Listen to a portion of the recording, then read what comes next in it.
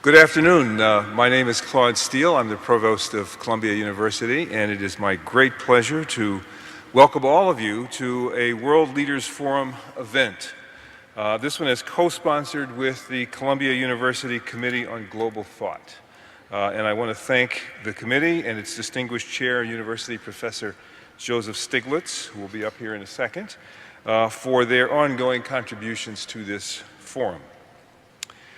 Today, we will be hearing an address titled "The New Economic Order and the Millennium Development Goals" from the Prime Minister of Spain, José Luis Rodríguez Zapatero. We are joined as well by members of a broader Spanish delegation, including Mr. Miguel Moratinos, Minister of Foreign Affairs and Cooperation, Mrs. Bibiano Aidu, Minister of Equality, and Mr. Jesus Caldera, Executive Vice President of the Ideas Foundation. I want to welcome to Columbia University each of you and all of the other distinguished guests from the Spanish delegation. Columbia University President Lee Bollinger launched the World Leaders Forum in 2003 as a university-wide initiative to support uninhibited dialogue on the most pressing economic, political, environmental, and social questions of our time. Questions that, with each passing year, have larger and larger global dimensions. Over the past 7 years, the Forum has offered an opportunity for more than 15,000 students, faculty, and staff to directly engage important figures from 48 nations representing all corners of the globe. Our experience has confirmed the animating principle of the World Leaders Forum, that only through informed dialogue, critical scholarship, and a free exchange of ideas will answers emerge to the biggest problems facing the world today. The role of universities in creating a space of uninhibited and critical discussion of controversial issues has been noted on many occasions. If anything, the changes we are seeing in public discourse serve to heighten the importance of this role of universities. Universities not only are places where difficult conversations are respected and encouraged. Today, it sometimes appears that universities may be the only remaining venues where such conversations occur with any regularity. In the World Leaders Forum being held at Columbia this week, our university community once again is hearing from a broad and dynamic group of political leaders. The diversity of viewpoints presented through the forum is a principal measure of its success. While providing a university forum does not imply an endorsement of the views expressed in these addresses or the policies pursued by these governments, we have a responsibility as a global center of learning to offer our community the chance to engage in conversations with men and women directly involved in meeting the major challenges of the 21st century. It is my pleasure at this point to turn the program over to Professor Jeffrey Sachs, Director of Columbia's Earth Institute. From 2002 to 2006, Professor Sachs directed the United Nations Millennium Project and advised UN Secretary General Kofi Annan on the Millennium Development Goals. He currently serves as Special Advisor to UN Secretary General Ban Ki-moon. With no further ado, Jeffrey.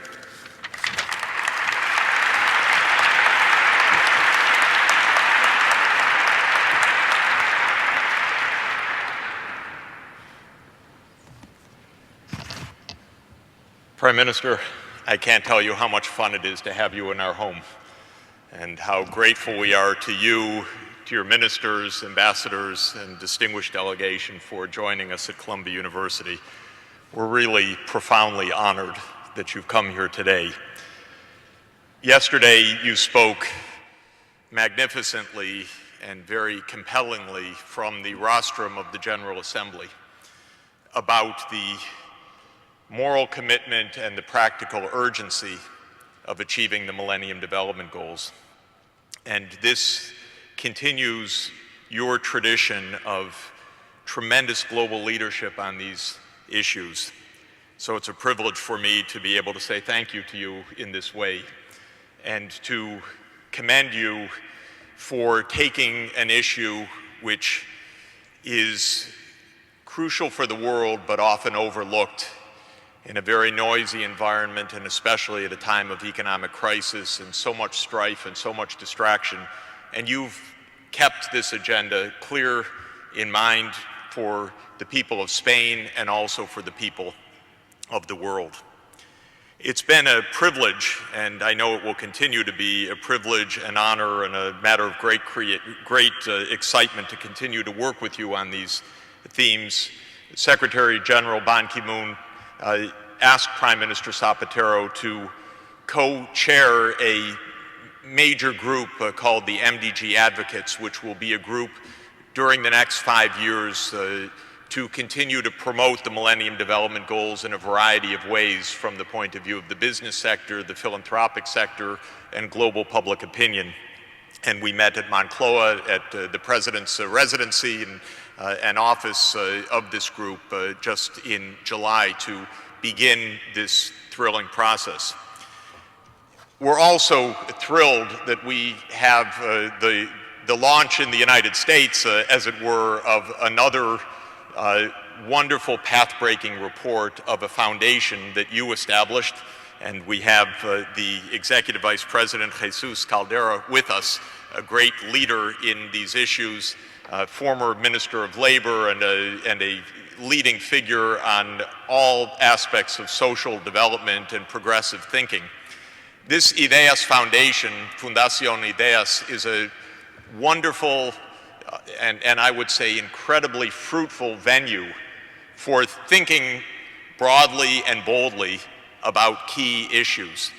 And Joe Stiglitz headed the committee from our side as advisors to the foundation in this report, and I was thrilled to do a similar job with the foundation a couple of years ago on the challenge of peasant agriculture as a way to proceed into solving the problems of hunger in the world.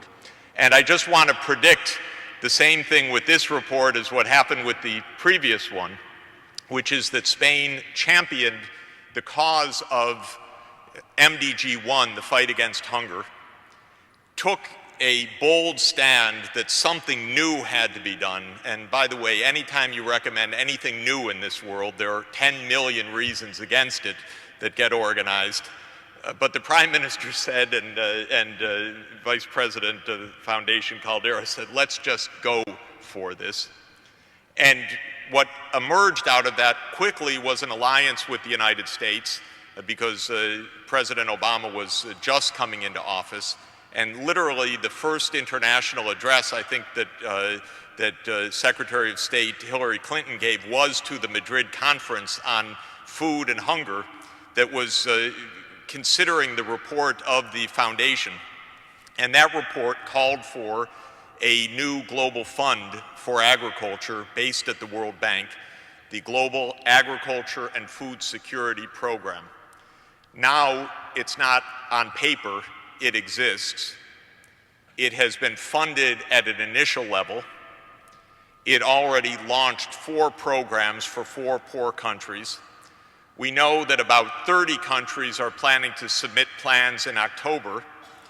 I keep telling countries, submit great plans so that we bankrupt the fund and get it replenished as fast as possible, because we want to build the demand and show what can be accomplished with the proper funding. Now we have a very innovative idea, the one that you spoke about at the United Nations yesterday on innovative financing, and I know you'll touch on that. And I predict that this too, with the wisdom of my colleague, Professor Stiglitz, and the wisdom of the foundation, there's a great deal in here for a pathway to the Millennium Development Goals. So it's a privilege for me to be here, and without further ado, I would like all of us at Columbia to welcome the Executive Vice President of the Fundación Ideas and the author of these 2 path-breaking reports, Jesus Caldera.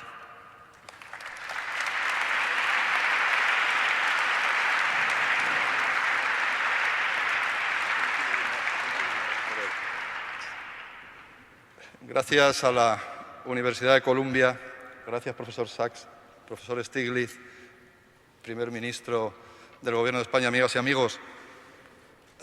En nombre de la Fundación Ideas, coorganizadora de este acto, permítanme unas muy breves palabras. A pesar de los esfuerzos de la comunidad internacional, todavía casi 1.000 millones de personas pasan hambre en el mundo y, al mismo tiempo, 1.000 millones de personas, más o menos, padecen obesidad o sobrepeso. Esta es la mejor expresión de la profunda desigualdad que azota al mundo. El 80% de los recursos son consumidos solo por el 20% de la humanidad. Y esto tiene enormes costes. Son los costes de la desigualdad. Creo que nuestros extraordinarios y admirados profesores algún día podrán escribir el informe definitivo sobre los costes de la desigualdad. Son tremendos. Costes éticos, costes sociales, costes económicos. Por tanto, merece la pena invertir en corregir las desigualdades. Y les aseguro que esas inversiones tienen un importante retorno. Un importante retorno económico. Como por cierto demuestran muchos países que hace solo 20 o 30 años se encontraban todavía en el subdesarrollo y que hoy están financiando parte de nuestros déficits, de los déficits de los países más avanzados, más desarrollados. Un mundo así ni es justo, ni es viable, ni es sostenible, ni es seguro. Por tanto, debemos intentar cambiarlo. Pero hay esperanza. Tomo prestadas unas palabras del cantante Bono. Como saben ustedes, un activista en favor de los objetivos del milenio, cuando dice que las cosas están cambiando a mejor. Dice, docenas de millones de niños hoy van a la escuela porque se han cancelado las deudas de sus países, o muchas vidas han sido salvadas gracias a los fondos de Naciones Unidas para prevenir importantes enfermedades. Permítanme acabar rogándole a los presidentes, a los gobiernos, que lleven adelante lo que sabemos, porque debemos creer en lo que sabemos. Y a veces no lo hacemos. Sabemos que este mundo así es insostenible y que hay que cambiarlo. Por eso, desde esta fundación hacemos propuestas, celebramos profundamente que tanto las que tienen que ver con la seguridad alimentaria como sobre las finanzas internacionales y una posible tasa estén siendo apoyadas por gobiernos progresistas como el que encabeza José Rodríguez Zapatero. En su tiempo de gobierno, España ha mejorado los derechos de ciudadanía, ha incrementado las políticas de igualdad, ha mejorado los derechos sociales de los ciudadanos y esto al final es lo más importante para una sociedad. Se habla del capital humano, tiene mucha importancia, el capital financiero, el capital tecnológico, pero el capital social es el que nos permite atravesar las crisis sin rupturas, sin derrumbarnos. Hagámoslo también con respecto a aquellos que más lo necesitan, que son a los que tenemos que conseguir que los objetivos del milenio lleguen, para hacer así, de hecho, la agenda de la esperanza y no la agenda del miedo. Tiene ahora la palabra Joe Stiglitz, miembro de esta universidad. Gracias, profesor.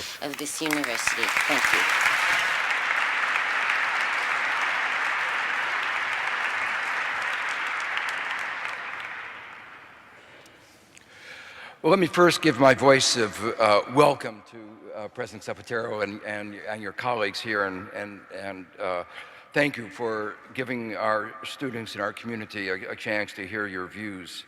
Let me just try to very briefly give you a little bit of introduction. President Zapatero has been a major transformative figure in Spain. The remarks that Minister Caldera gave you a little bit of a feeling of what he has done. He first renovated the Spanish Socialist Party after a period of crisis when he became Secretary General in 2000 at a very young age. In short order, he then totally changed the scene in Spain after he became to power as Prime Minister in 2004. As a result of his commitment to a truly progressive agenda in Spain, Spain is today a very different and, in so many ways, a much better country. For progressives everywhere in the world, we have a certain envy.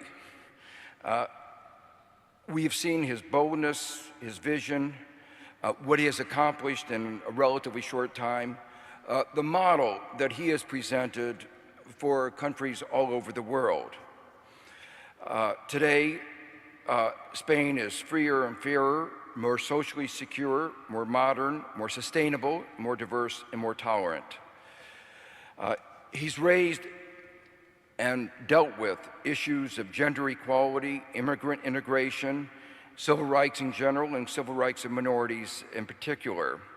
I think Spain is one of the few countries to have a minister of equality, something that I think that many other countries need to have as well. Issues of same-sex marriage have been dealt with. Immigration, President Zapatero has changed the very nature of the discussion, changing vocabulary to undocumented workers as opposed to illegal workers. And I think even that vocabulary has really signaled a different attitude. Of course, much of my interest has been watching the economic policies which he's brought to Spain. Before the crisis, he had already begun the task of transforming the Spanish economy. He realized that Spain was excessively dependent on real estate.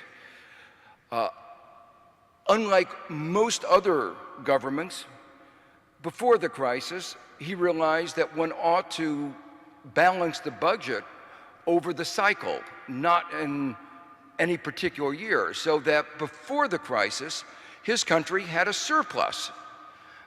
Again, an object of envy of most of the rest of the world. The existence of that surplus has meant that Spain has been able to address the issues posed by the crisis that has been brought to its country from outside much better than it otherwise would have been. And in spite of the crisis, he has been able to continue the task of transforming the Spanish economy. What he's been doing in terms of renewable energy, in terms of trying to create a new automobile sector, in terms of transforming in so many ways the structure of the economy is again a source of envy. What one has seen as those of you who visit Spain in terms of its infrastructure, its companies have really shown that green technology, green investment can be the basis of a new future quite different from the past.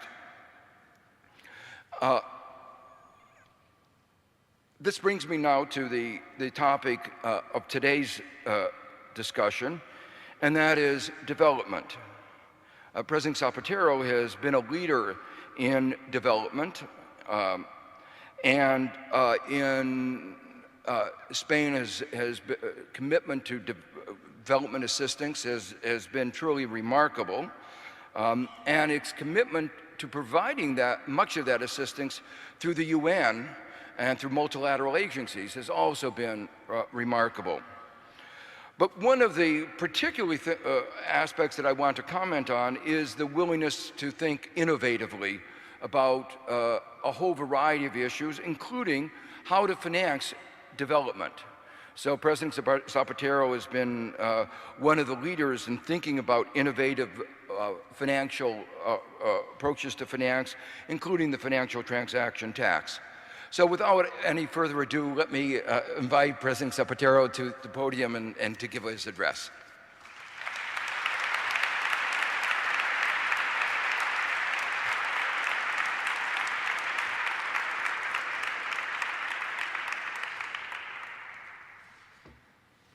Buenas tardes. La Universidad de Columbia es una de las instituciones académicas más prestigiosas del mundo. Un prestigio adquirido durante 250 años por haber sido el alma mater, como nos recuerda la estatua de bronce de la escalinata que da acceso a este Law Library. De muchos hombres y mujeres que con su pensamiento, pero también con su acción, han contribuido a configurar el mundo y a entenderlo. Hombres y mujeres profesores y estudiantes que han podido destacar tanto por su talento como por su capacidad de compromiso, accediendo a un selecto elenco de galardonados por el Premio Nobel o significándose en su apoyo a las causas por la dignidad humana, como los estudiantes que a finales de los 70 no dudaron aquí en hacer huelga de hambre para protestar contra el régimen del apartheid.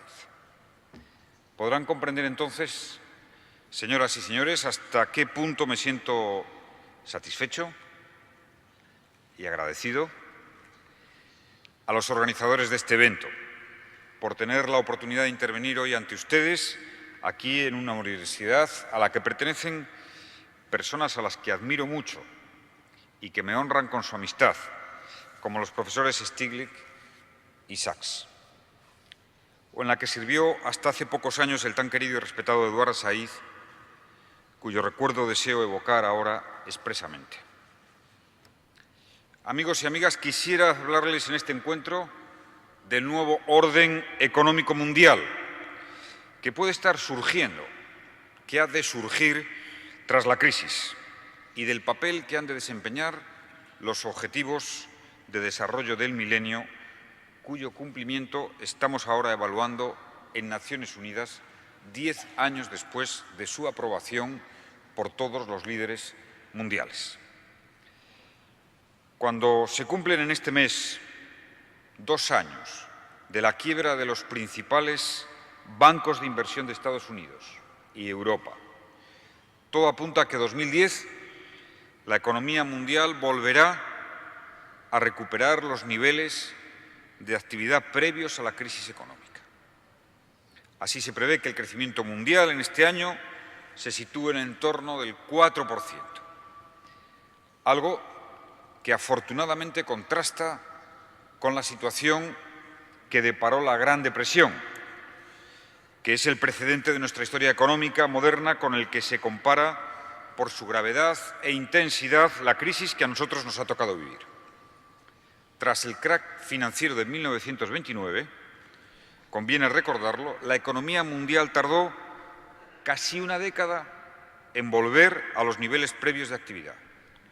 En el caso del comercio, esta recuperación se retrasará aún más por el efecto de las guerras mundiales. Hoy la recuperación de la economía mundial es un hecho, pero es una recuperación desigual, bajo el liderazgo de las economías emergentes y en desarrollo. Economies and the developing economies that aren't as strong, and more slowly in the case of the most advanced economy. And it's a recovery that has not come hand in hand with, until now, with the creation of jobs. And that is the most serious problem of all. We have not yet been capable of reducing these very high unemployment rates. Over 30 million additional people without jobs, 2/3 of which in developed countries. And that is what this world crisis has brought about. But it's also a recovery that is still subject to the uncertainty of the financial markets and of growth itself in the immediate future of the United States and of Europe. This is the current situation. But what are the lessons to be drawn from this crisis? And do allow me, even from just for a moment, to dwell on them, because it is based on those lessons and how we learn them, and that's not exclusively a lecture or an interchangeable technical dissection, but rather also, in addition to that, a political assessment, and therefore disputable and contrastable, and only then will we be able to give shape to the new world economic order to which we aspire. Therefore, during the last 2 decades, the economy had been breeding the crisis that broke out in 2008 as a result, to a great extent, of a whole set of practices in the economic and financial world. The process of financial deregulation taken on with very naturally when led to the markets acting very perniciously, and instead of displacing those doubtful, irregular, and of course alien to any functional virtue, these practices became structural and systemic. And I'm not going to go into what these practices consisted on. I'm sure many others would do so here much better than I would, as Professor Stiglitz, for example. What is here relevant is that it generated the illusion that we could live with a financial system that could work on its own, growingly separated from reality, from the genuine reality, while we were more exposed to its fragility and its excess. These practices in the developed countries, together with the growth and the savings in the emerging countries, which in the development of their own financial systems launched and promoted booms, bubbles, and laid the mine field for the world economy. And and now, in economic growth, of course, in an uninterrupted way, what we trusted in was that this would contribute to decreasing the inequalities around the world. And now there's a call on world conscience to take on these problems. And this meant taking on an insufficient pace in doing so. Therefore, financial crisis incubated in the deregulation, imbalances, and world challenges that were not tackled with enough resolve in the context of deficient international governance, which all led us to an in-depth transformation of the economic world order, and the outbreak of the crisis has placed us before this urgent need, as Professor Stiglitz said. We've learned that the markets can be blind versus the imbalances, that they can generate them, that they can feed them indefinitely until one day they crop up and cannot be avoided. We've learned that markets abandoned to their own luck because of the lack of public democratic presence can represent a serious threat to general interests, and that we are called to defend, including defending the market itself and its social role, that the states must defend the international organizations and institutions under a logic that is quite different. We knew that already, but we might have forgotten it.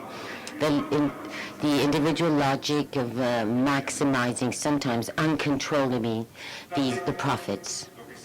Perhaps what may be newer now is that this dialectic relationship, which is that comes together with the reciprocal environment that helps each other out, market, financial supervision, public supervision, but together with individual economic freedom and interest of defending the general interest on the other, become more patent than ever. But now, on a global scale, these are some lessons to be drawn from the crisis.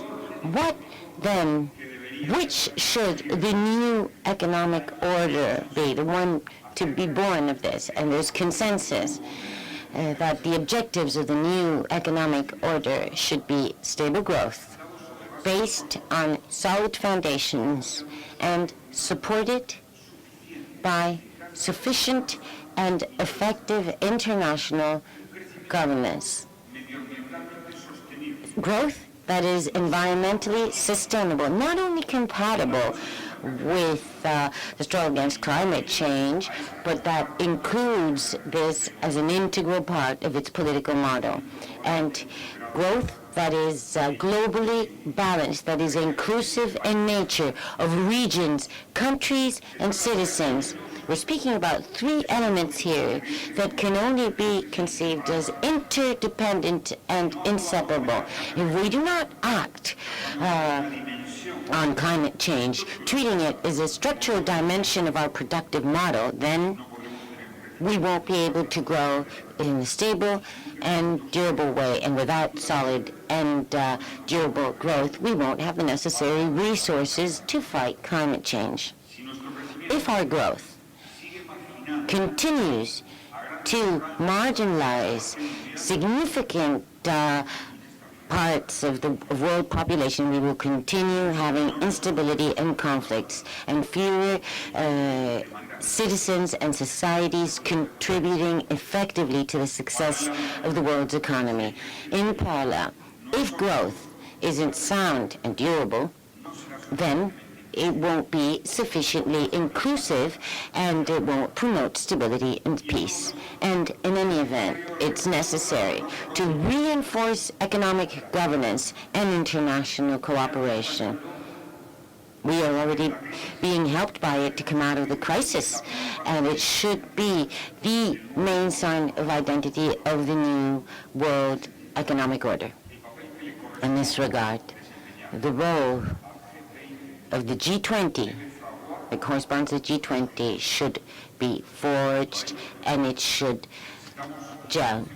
We need financial institutions, international financial institutions that have the necessary resources to meet their ever-growing missions in which all significant and relevant actors feel represented. It will be therefore essential to this end to reform the quotas and of the executive directory of the IMF. And now I'll talk about the Millennium Development Goals and the role they play in this new economic order. I am aware of the fact, to the extent to which it is daring to do so here, precisely at the University of Columbia, where one of the persons, Jeffrey Sachs, who has contributed the most, belongs to, that has contributed to the creation and achievement of the goals, and he deserves our appreciation for it. What I would like to underscore here is that the Millennium Development Goals, in the struggle against poverty and to access by humankind, the entire humankind, to minimum levels of education and health, cannot respond to a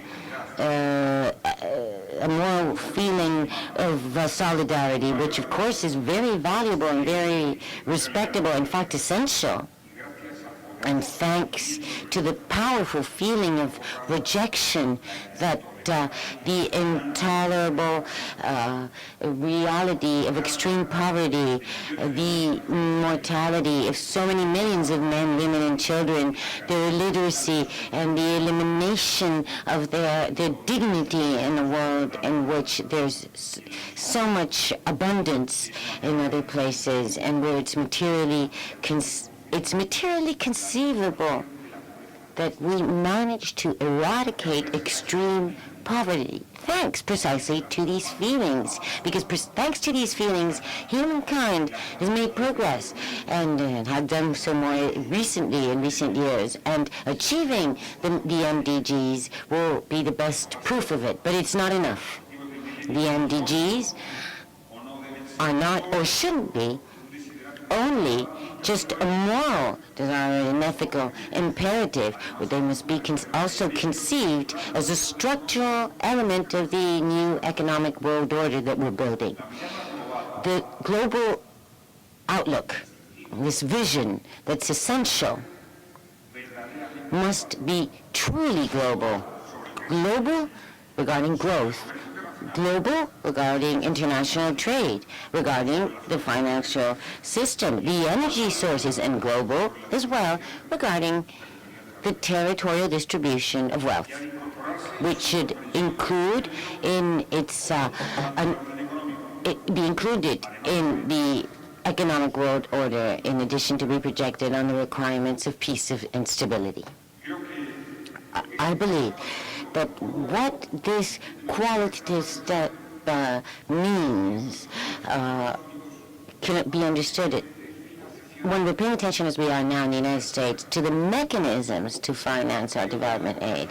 This approach to cooperation in the international struggle against poverty is a requirement of solidarity. It is complemented with result financial aid by each country individually based on that country's budget and possibilities. And these circumstances are always difficult for all in times such as now, times of crisis. It's true that the generalization of the commitment of reaching 0.7 between us, the developed nations, already add on to this model of voluntary national contributions, but would really make a difference, what will really mean a quantum leap, a qualitative leap that is totally in line with that paradigm shift of inclusion from voluntary solidarity, the new structural cornerstone of this economic order is establishing new financing mechanisms that are stable, objective, sufficient, placed at the aim of the achievement of the MDGs. If we, all the countries, from the most powerful to the poorest on earth, if all our aims are global, if our responsibility, the responsibility for what is happening to us, and our responses are global, and if we have to articulate and give shape to new international governance, we must have an international revenue system. We would need a tax on financial transactions, a financial transaction tax as a financing mechanism for the MDGs, because that would be most effective as a system to obtain those funds, even if it isn't a distorting amount. If we put it in that analytical framework, and in my opinion, it makes all the sense in the world to have it. The Spanish government has committed decidedly, most decisively, to include in the new innovative sources in our fight against poverty, and the MDGs is committed to that financial transaction tax, the international tax. And we're going to do it together with other countries. We are going together with our societies, with the NGOs, we are going to be extending this requirement so that there's a minimum contribution to be paid in each international transaction. And that may be the definitive push that we need to eradicate extreme poverty, the scourge of extreme poverty. And do allow me to tell you that there is no goal that is more ambitious, more noble than achieving that goal. Despite knowing that it's possible. And after enduring this rough economic crisis, after seeing that the imbalances are behind it all, behind very many of those troubles and problems that citizens and countries, both developed and lesser developed, are going through right now. So the time has come. The time of the truth has come for us, the governments, for us to take on the worst scourge that history has ever had amongst us. That is poverty and extreme poverty. Now, it can't be just do-goodism. It has to be the will of good intentions to determination and resolve. And now working on that aid is something we all need. And I'm saying that from a country that is the developed country that has increased its development aid to fight poverty and extreme poverty the most. We have practically doubled our contribution based on our GDP. And our country still preserves its objective of reaching 0.7 by 2015. The Millennium Development Goals represent our collective mission. And it is the most noble mission that humankind has ever set for itself. All world leaders support it and committed to at the UN, and we have 5 years left to meet them, and we will be the first living generation to eradicate extreme poverty and dying of hunger around the world. And that is the best motivation, the most stimulating motivation that we, the governments, can have, together with the NGOs. Professor Stiglitz, we have to make this possible. We have to make it possible for the governments of the world to agree on this and to agree on this international financial transaction tax and to meet the MDGs in 5 years' time. In a short period of time, also put an end to extreme poverty and hunger around the world. That will be the best tribute we can pay to so many volunteer workers, to so many NGOs, and all those professors, teachers who have contributed very bravely by putting your finger on the problems, on the key problems of our world's economy. And the most important problems are extreme poverty, hunger, inequality. I therefore wish to pledge from the government of Spain that we will contribute most actively to that new economic government, to that new sustainable growth that is capable of generating jobs, that jobs that are so necessary in every country as it is right now in Spain as well. Spain, that is part of the European Union, a European Union that is growing ever closer, that has a growing will of creating that economic world order that is to be governed, and we must recall this, that the G20, which has been a key piece in responding in a coordinated fashion to this crisis, was called the Initiative of Europe. And it has gelled to a great extent because of the European thrust, and it must go through a foundational period as a major institution in that new world economic order in the coming period of time. And Europe is profoundly committed to achieving that new cooperation, coordination system in the financial, economic spheres, in fighting climate change, in achieving the MDGs on the 4 major pillars to respond to the new times we are faced with. We are now in the midst of fighting this economic crisis, working towards recovery, towards changing our productive model, to which Professor Stiglitz referred to leave behind all that investment, seeking short-term interest, and promoting, fostering investment in education, in research and development, innovation, development, all of which with a commitment, the commitment of preserving social cohesion in our way out of this crisis. Essentially, and towards those who have lost their jobs, we are therefore going through most decisive times.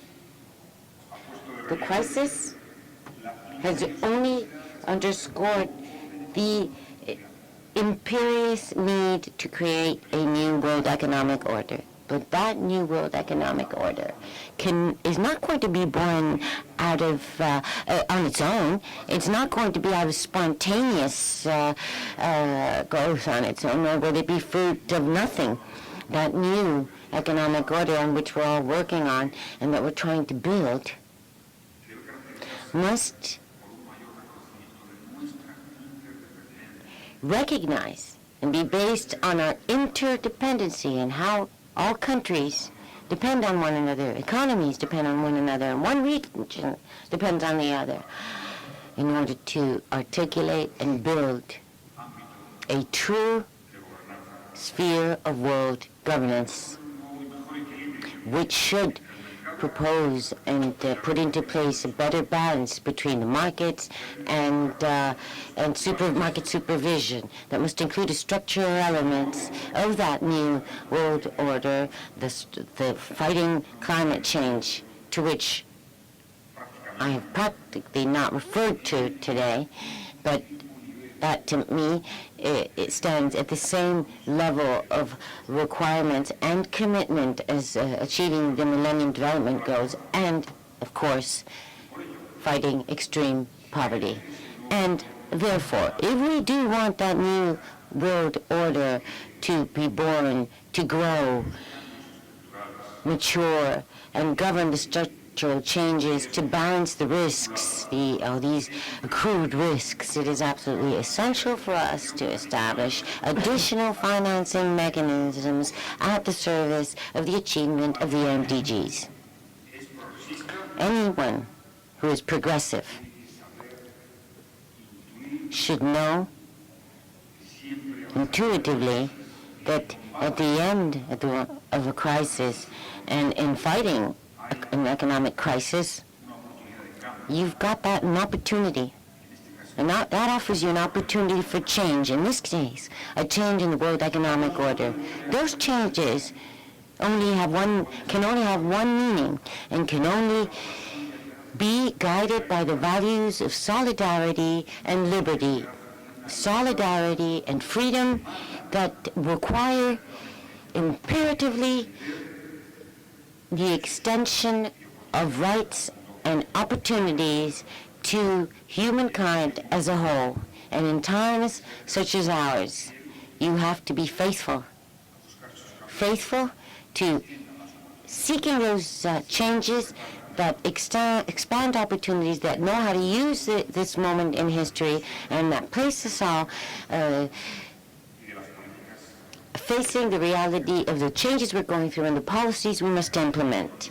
So I wish to thank the University of Columbia, and I would like to tell you, I want you all to know how pleased I am to be here, and I once again reiterate my full commitment to the MDGs.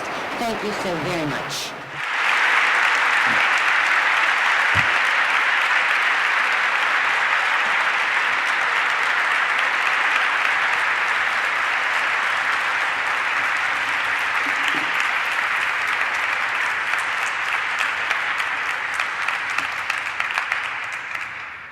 Well, thank you very much for that wonderful speech in which you outlined a vision of the new economic order, the values, the principles that have to underlie that new economic order, values of solidarity and freedom, the key elements of that new economic order, including how it has to be inclusive and bring in the developing countries.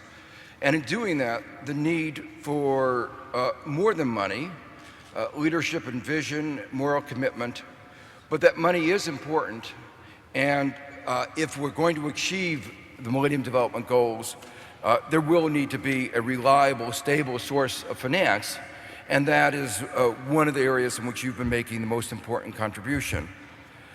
We have a very limited time. We've been running over a little bit, so we have time for 3 or 4 or 5 questions. So I think that there should be microphones, and I'll gather the 5 questions, make them brief questions because the time is limited, and then President Zapatero will answer them very briefly. So is there a microphone?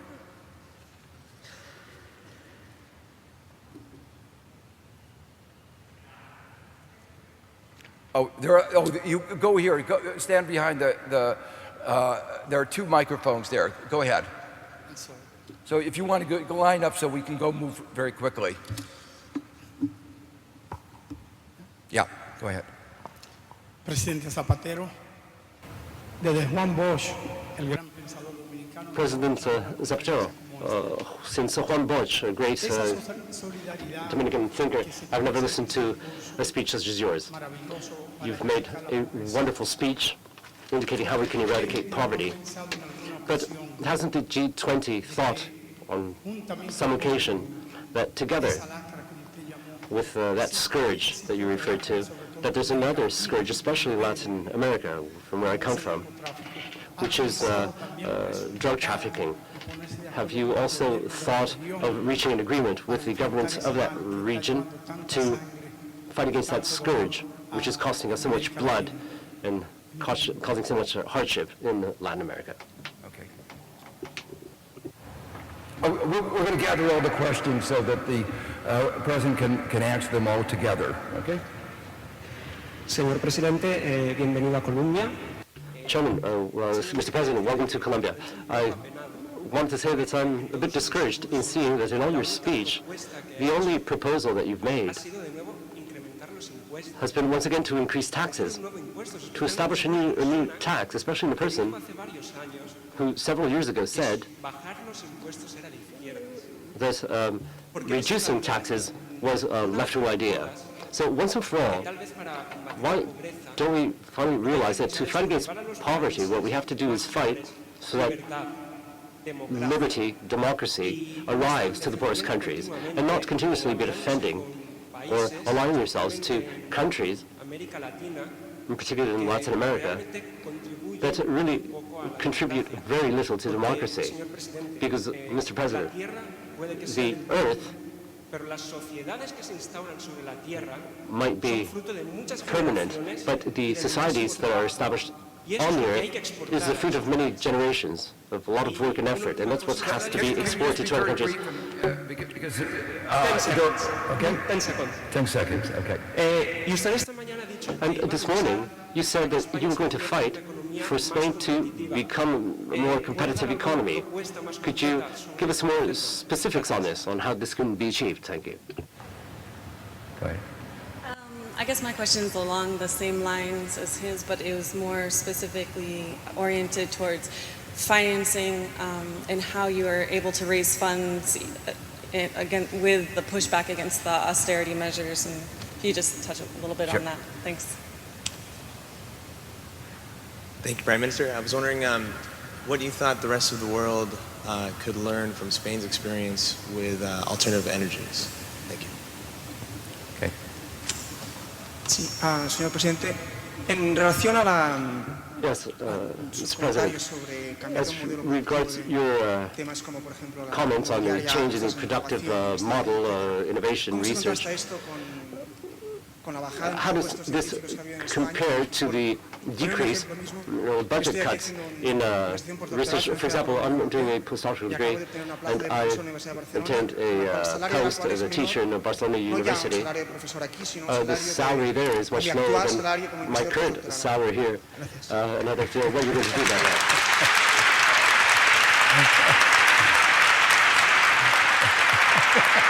Just a last little one.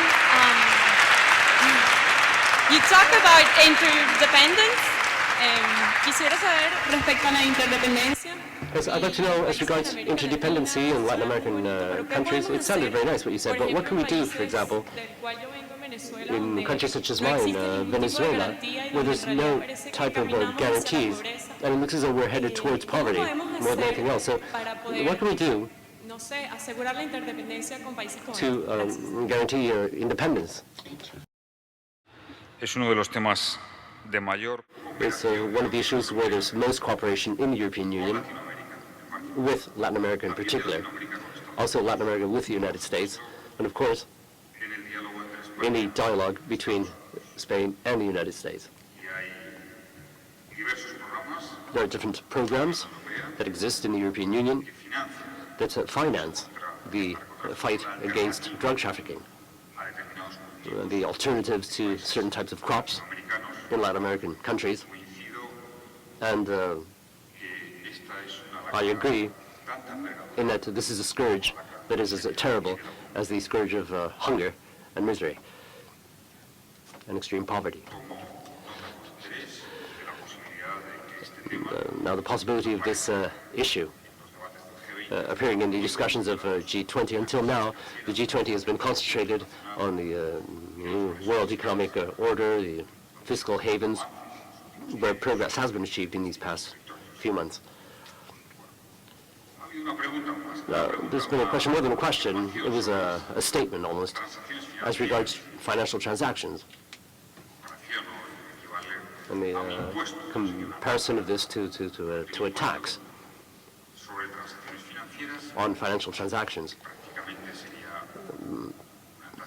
Practically, it would be a very limited tax for every financial transaction, but the result of the application of that tax could be spectacular. But of course, we need the rule of law, the democracies, to consolidate progress in these countries. We fully agree with that. The Spaniards know that very well. Fortunately, we've already lived through 30 years of democracy. We've been fighting to consolidate ourselves as a solid country, democratic country, stable country.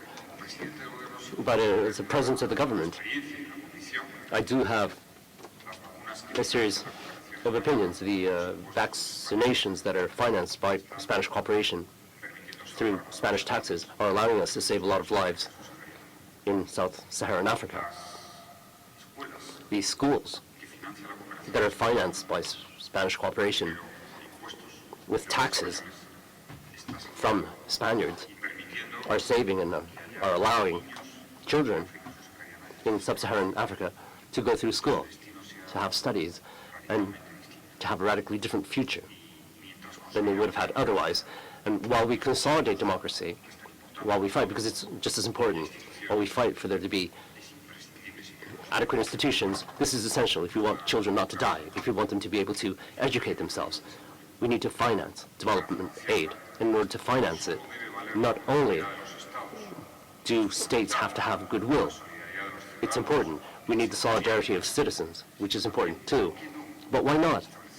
We could also establish a mechanism, a stable mechanism, a solid mechanism, a lasting mechanism, where we could tax financial transactions in order to contribute with the volume of financial transactions that we have nowadays. In this historical moment, thanks to the globalization, why not use that to fight against extreme poverty and hunger? I think it's fair. And that nothing has to do with an option that could be opposed to the need of democracy and the rule of law being implemented in these countries, which is what really consolidates the situation in these countries and allows for welfare and stimuli and the full participation of the citizens. But if we don't have funds, money, we cannot put an end to extreme poverty. And just funding through cooperation, aid, that is not sufficient. So I think it's something that has to be done. And in this case, as in almost every case, whether we use taxes or not,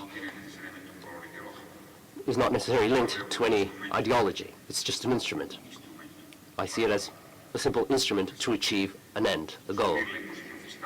Perhaps increasing taxes at a given time might be a useful option, a progressive option, but also lowering taxes as well.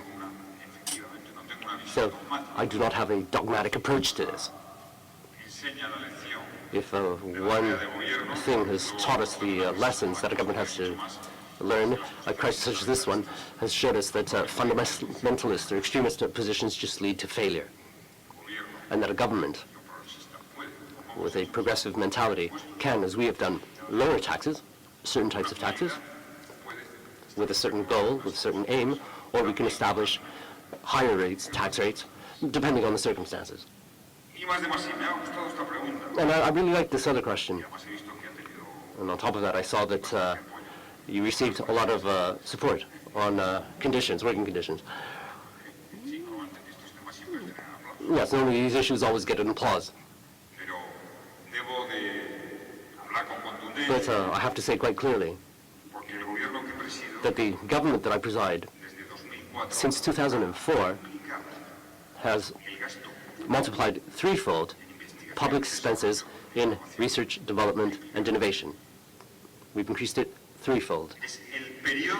This is the period where there's been the biggest increase in research and development.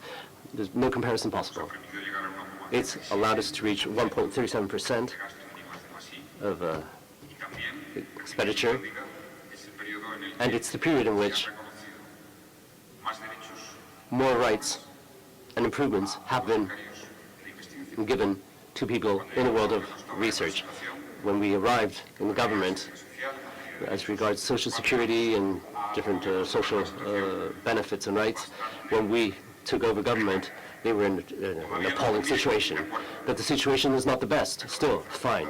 But the figures I've given say it all. And with the economic crisis, the amounts that have been less affected in the general budget in 2009, as in 2010, as will also be the case in 2011, is everything that has to do with research, development, and innovation in our country. There's still a lot to do in investments in this field, yes, but in the past 6 years, we've progressed more than any previous period, and that's the truth of the matter. And the proof is that nowadays we're the 9th world power in scientific production, and fortunately, we are already reaching a threshold that corresponds to us as regards returns from the European Union's research framework program, and the private sector has to involve itself much more and also invest in research and development. Renewables. Spain occupies a certain leadership position in renewables. We have the strongest companies in the world as regards solar energy, wind energy as well, and that is not by pure chance. It's due to a policy that we've clearly bet for renewable energies. Renewable energies are an indispensable option in the fight against climate change. They bring innovation, they bring technological capacity, and they generate stable employment and qualified employment. Therefore, we will continue to bet on this option. Latin America. Some countries have been mentioned, Venezuela, the fight against poverty. The extension and consolidation of democracy, as I mentioned before, are absolutely indispensable for there to be growth, well-being. And I have to say that in spite of the difficulties or the specific circumstances that there might be in one given country, Latin America as a whole right now has two characteristics that should make us look at Latin America with a positive view. It's resisted quite well this economic crisis. It's the time that they've best resisted an economic crisis, and with very few exceptions that we've seen recently in Latin America. Well, they're going through a period of democratic government without interruptions, which is the most extensive period that they've had in recent history. Spain, because of its special links with Latin America, has always worked for institutional consolidation, for the improvement of democracies in all Latin American countries. We try to improve political dialogue within each Latin American country, and we support economic consolidation and social development in this very young continent, which has a population of 500 million people and has enormous potential. And furthermore, where the United States should establish a more intense dialogue. Professor Stiglitz, I've tried to answer all the questions that were made, going into a bit of detail. I hope I've left nothing unanswered. And I'd like to thank you for your questions, and I've tried to explain clearly the objective facts, the real facts. And of course, I'm very satisfied of having established all of these commitments that we've established as regards the achievement of the Millennium Development Goals. Spain I think, has fulfilled with its commitments in development aid thanks to the solidarity of Spanish citizens. And this means that we've saved lives and we've increased hope. And if the world adopts the international financial transaction tax, this will mean more lives, more education, more opportunities, and more health. And that is what we want, and that's why we're here. Thank you very much.